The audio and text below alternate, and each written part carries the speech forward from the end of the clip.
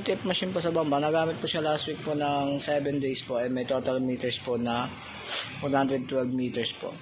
Ito lang po yung printer head area po namin. Ito lang po yung copy namin. Pagkatapos po ng head clean, punasan po natin palagi yung wiper. Kaya ito naman po ang tapag head clean po.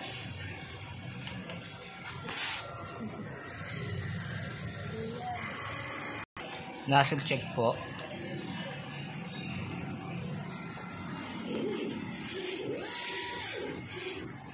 Yung color po is okay naman po.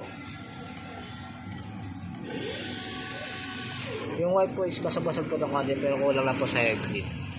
Yung ink system ko po ay tama lang po. Ito lang po yung waste tank area ko po. Last disposal po nito kaninang umaga lang po. Ito lang po yung gunwire ko po. Ito lang po yung ABR po namin. Ito lang po yung stock ko na ink po.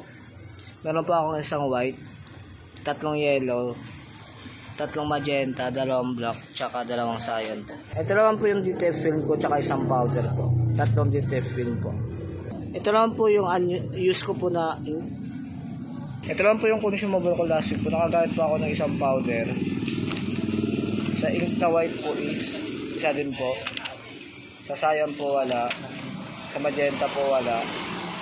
Sa yellow po wala. Sa black po isa. Sa green solution po wala. Sa DTF film po isa. Ito naman po yung printer daily checklist ko po. Updated naman po siya. Ito naman po yung production vlog ko po last week na may total meters po na 112 meters po.